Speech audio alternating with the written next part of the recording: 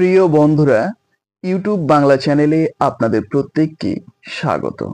বন্ধুরা, আজকের এই ভিডিওটি ডিএলএড পার্ট 1 শিক্ষার্থীদের জন্য ভীষণ গুরুত্বপূর্ণ। আজকের ভিডিওতে আমি শেয়ার করব ডিএলএড পার্ট 1 ফাইনাল পরীক্ষার কথা মাথায় রেখে আমি বাংলা বিষয়ের উপর যে সাজেশনটি শেয়ার করেছিলাম, সেই সাজেশনের যে 7 নম্বরের জন্য যে প্রশ্নগুলো দিয়েছিলাম সেখান থেকে 7 নম্বরের একটি প্রশ্ন, যে প্রশ্নটি কিন্তু ভীষণ গুরুত্বপূর্ণ। তো প্রশ্নটি বিভিন্নভাবে পরীক্ষায় দিয়ে থাকে।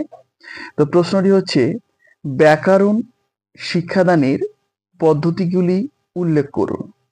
ব্যাকরণ পাঠকে আকর্ষণীয় করার জন্য একজন শিক্ষক হিসেবে আপনি কোন পদ্ধতিটি বেছে নেবেন? সে পদ্ধতির বৈশিষ্ট্যগুলি বিবৃত করুন।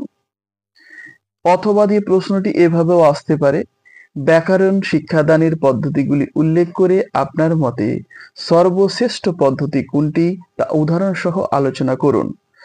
প্রশ্নটি 2014-16, 16-18, 20-22 দিয়েছে এবং ভীষণ গুরুত্বপূর্ণ একটি প্রশ্ন।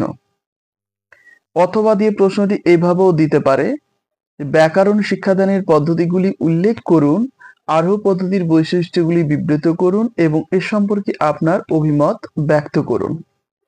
তো চলুন এবারে আমরা দেখে নেব এর উত্তর। ব্যাকরণ শিক্ষাদানের বিভিন্ন পদ্ধতি হলো সিদ্ধান্ত বা সূত্র পদ্ধতি, ভাষা পদ্ধতি, ব্যাকরণ পাঠ্যপুস্তক পদ্ধতি, প্রাসঙ্গিক পদ্ধতি, বিশ্লেষণ পদ্ধতি, অবরোহী পদ্ধতি, আরোহী পদ্ধতি। এবারে আমরা আলোচনা করব ব্যাকরণ একটি নিরস এবং জটিল বিষয়। প্রথম থেকেই শিক্ষার্থীদের এই বিষয়টি উপর অনীহা লক্ষ্য করা যায়। বিদ্যালয়ে ব্যাকরণ শিক্ষা দানকে গুরুত্ব দিতে হবে। বিদ্যালয়ে সময় তালিকা ব্যাকরণ শিক্ষাদানের সুনির্দিষ্ট স্থান থাকবে। পরীক্ষাতেও ব্যাকরণকে তার যথাযথ স্থান দিতে হবে। বিদ্যালয়ে ব্যাকরণের শিক্ষক মহাশয় যথাযথ গুরুত্ব, ধৈর্য ও সহানুভূতি সহকারে ব্যাকরণ শিক্ষা দেবেন। এই ব্যাপারে তার দায়িত্ব অসীম।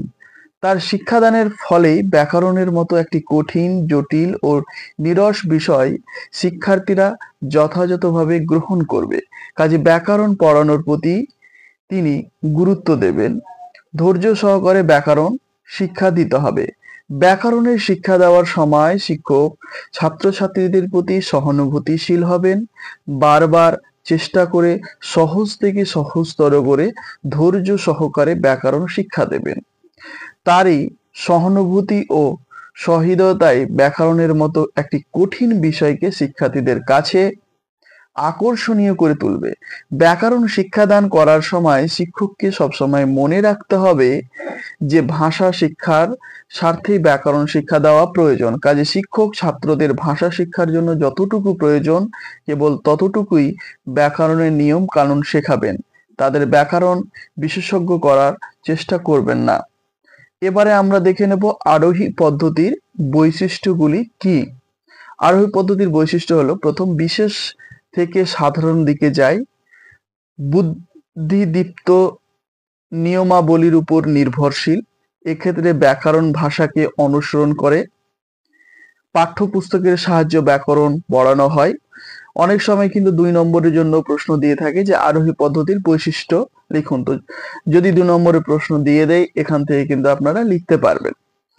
তারপরে রয়েছে বৈশিষ্ট্য অধিক সময় সাপেক্ষ, তারপরে শিশু ও কিশোর ছাত্রদের পক্ষে উপযোগী, তারপর রয়েছে ব্যাকরণ পাঠকে আকর্ষণীয় করে তোলে, তারপর রয়েছে ব্যাকরণ ঘটিত বিষয় আবিষ্কারের উপযোগী। এরপরে আমরা দেখব আরোহ পদ্ধতি বা আরোহমূলক। আরোহ পদ্ধতি বা আরোহমূলক তর্ক বিজ্ঞানের মূলনীতির উপর ভিত্তি করে প্রতিষ্ঠিত। এই পদ্ধতির মূল কথা হলো, উদাহরণ সূত্র থেকে শিক্ষার্থীদের কাছে প্রথমে কতগুলি উদাহরণ তুলে ধরতে হবে। তারা এই উদাহরণগুলিকে বিচার বিশ্লেষণ করে নিজস্ব চিন্তা ও যুক্তি বিন্যাস ক্ষমতার সাহায্যে স্বাভাবিক পথে সূত্রে বা সিদ্ধান্তে পৌঁছাবে। মনে রাখতে হবে, উদাহরণ ও দৃষ্টান্তগুলি সুনির্বাচিত হতে হবে। শিক্ষার্থীদের বাস্তব অভিজ্ঞতার ভান্ডার থেকে উদাহরণগুলি সংগ্রহ করা বাঞ্ছনীয়। শিক্ষার্থীরা এই উদাহরণগুলিকে পর্যবেক্ষণ, বিশ্লেষণ, বিচার বিবেচনা, চিন্তা ভাবনা ও যুক্তি বিতর্ক দিয়ে যাচাই করে নিজেরাই সূত্র গঠন করবে। তারপর এই সূত্রগুলিকে আবার বিভিন্ন ক্ষেত্রে প্রয়োগ করে দেখবে। বর্তমানে আরোহী পদ্ধতিকে শ্রেষ্ঠ বলে স্বীকার করা হয়েছে। আরোহমূলক তর্কবিজ্ঞান এর মূলনীতির উপর ভিত্তি করে এই আরোহী পদ্ধতি পরিকল্পিত হয়েছে। এটি অবরোহী পদ্ধতির বিপরীত পদ্ধতি। এই পদ্ধতিতে প্রথমে উদাহরণগুলি বিশ্লেষণ করে শেষে সূত্রমূলক সিদ্ধান্তে যাওয়া যায়। যেমন যদু মরণশীল, হরি মরণশীল, সমস্ত মানুষই মরণশীল সূত্র। এরপরে রয়েছে ব্যাকরণ ক্ষেত্রে এই পদ্ধতি নিম্নরূপে প্রয়োগ করা যায়। হিম যোগ অচল, হিমাচল, অ যোগ অ মিলে হয়েছে আ। তারপর রয়েছে হিম যোগ আলয়, হিমালয়, এখানে ওয়া যোগ আ হয়ে আ হয়েছে। কথা যোগ অমৃত, কথামৃত, আ যোগ অ মিলে আ হয়েছে। বিদ্যা যোগ আলয়, বিদ্যালয়, আ যোগ আ মিলে হয়েছে আ। তো আজকের মতো ভিডিওটি এই পর্যন্তই। আজকের এই ভিডিওটি যদি আপনাদের ভালো লাগে, ভিডিওটিতে একটি কমেন্ট করবেন আপনার, এবং চ্যানেলটিকে সাবস্ক্রাইব করে না থাকলে অবশ্যই সাবস্ক্রাইব করে দিয়ে পাশে থাকা বেল আইকনটিকে দাবিয়ে রাখুন। তাহলে পরবর্তীতে যখন আমি ভিডিও আপলোড করব তার নোটিফিকেশন আপনাদের কাছে পৌঁছে যাবে সবার আগে। ভিডিওগুলোকে বেশি বেশি করে আপনাদের বন্ধুদের মাঝে শেয়ার করে দিয়ে তাদেরও দেখার সুযোগ করে দেবেন। আর আমি যে সাজেশনগুলো আপলোড করেছি সেই সাজেশনের সমস্ত বিষয়ের সাজেশনের লিংক এবং যে উত্তরগুলো অলরেডি আমি আপলোড করে দিয়েছি সেই সমস্ত উত্তরের লিংক এই ভিডিও ডেসক্রিপশন বক্সে আমি দিয়ে দেবো। যদি আপনারা সেই ভিডিওগুলো না দেখে থাকেন তাহলে সেখান থেকে দেখে নিতে পারেন।